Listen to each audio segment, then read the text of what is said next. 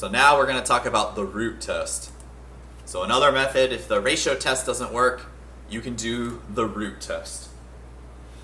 So let's say that you have some sequence that you're dealing, a series that you're dealing with, sigma n equals 1 to infinity of an. I mean, if you get a result from one, you don't need to bother with the other one. But if the ratio test is inconclusive, then you might try the root test, right? If you get the ratio test is like rho equals 1, and you're like, I need to do something, this is a good next one to try.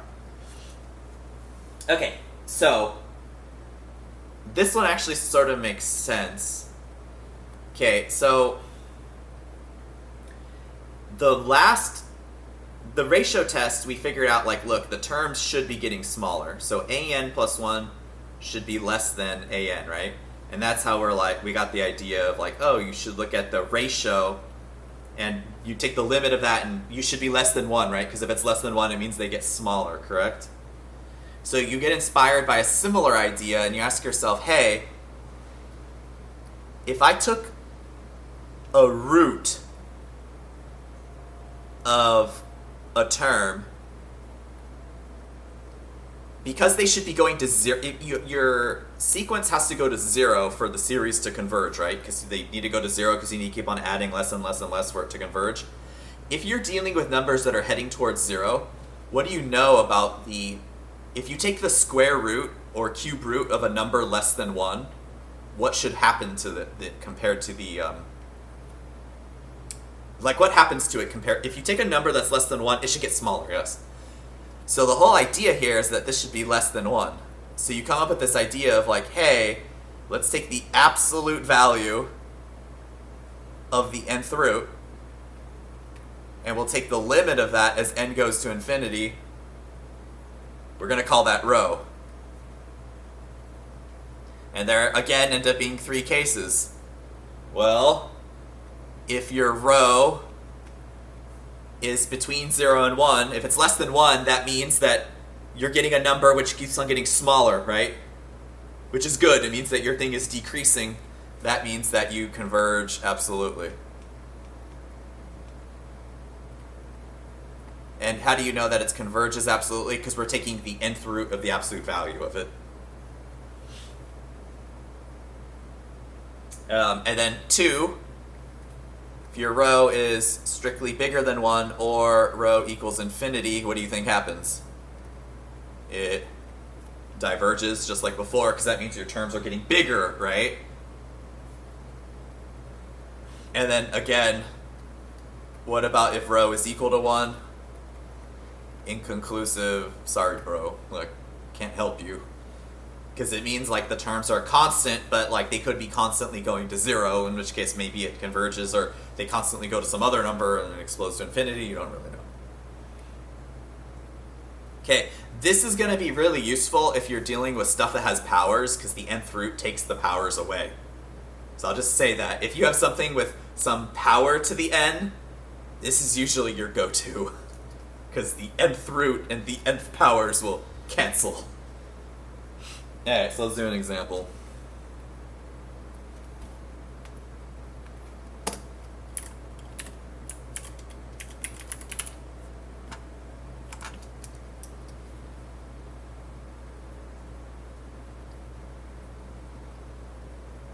So let's say you're looking at this series, which is n squared plus 3 to the n plus 3n, all to the nth power, over 4n squared plus 5 to the nth power. Okay, this would have been a real pain to do with the ratio test, because imagine having to do an plus 1 over an.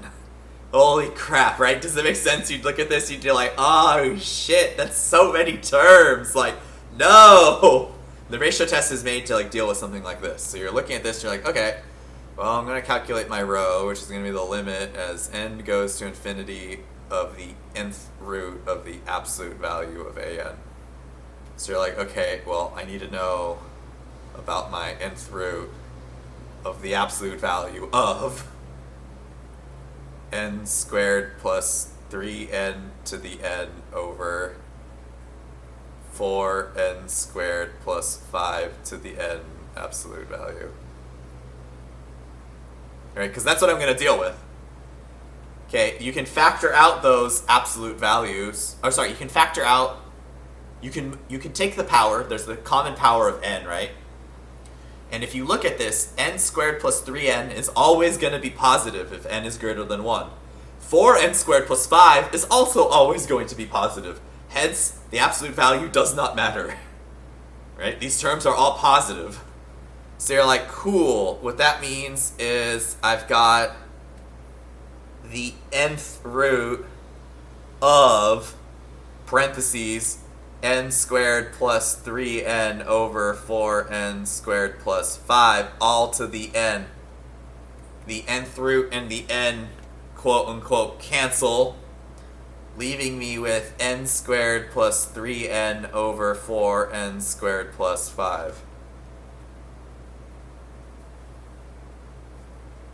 And there's some like background thinking about this, that because of those n squared terms and the n's are all greater than 1, you know that everything's going to be positive, which is why the absolute value doesn't matter.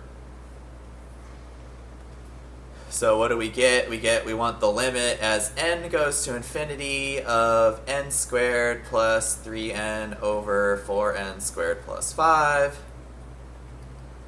which is going to give us 1/4 by L'Hopital's rule. So if rho equals 1/4, rho is less than 1, means the terms are getting smaller.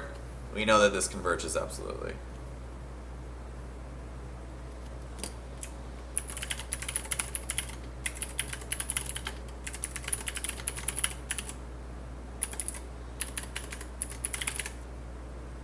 Boom.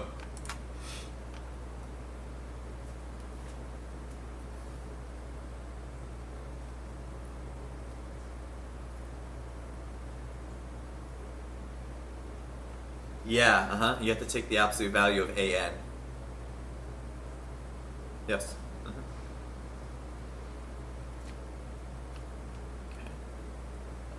So then in a moment we'll do another example.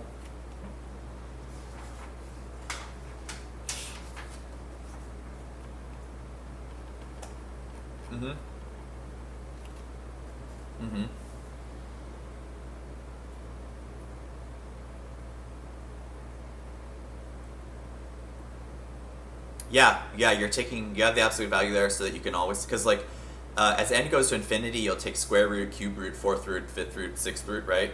Those only work if you're taking roots of positive numbers, so you have to take the absolute value of it to it. Well, if they're negative, you might have to like split this into two different categories, but in this case I talked about how this is always going to be positive, so it just becomes this. That would just be more complicated. I mean, usually you're not going to deal with that, to be honest. But we did technically learn methods in 101A to show you how to split those two up. It's hard. It's like, sometimes there's worst case scenarios, yes, where it's like, you remember how like some of the integrals, it was just like a constant onslaught of like, oh my god, if maybe you use like everything I've ever learned, like yeah, that happens occasionally, but usually not. Okay, so let's do another example.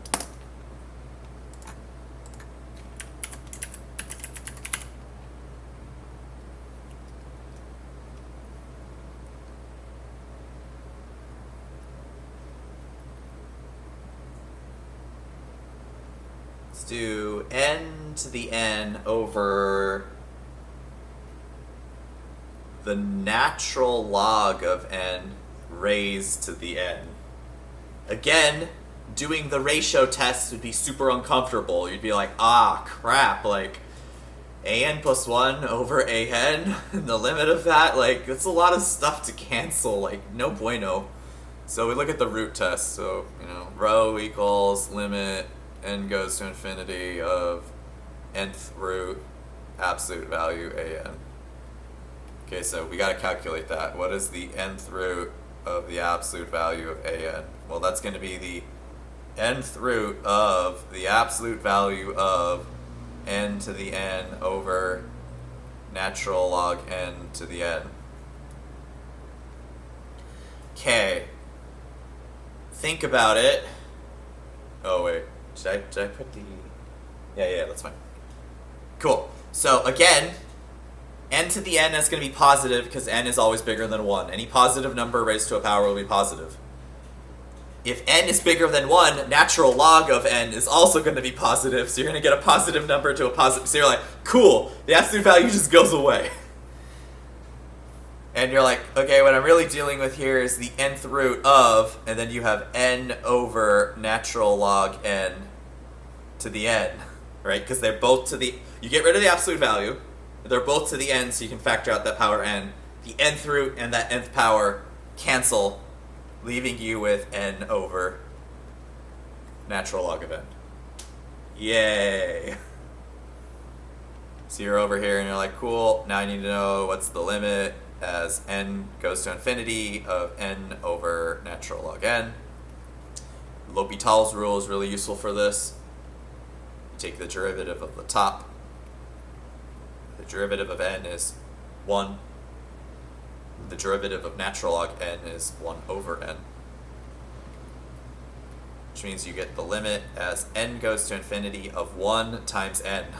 Which is just the limit of n, right? So that gives you infinity. And we were told that if the limit or rho equals infinity, then this diverges. The root test shows that this series diverges.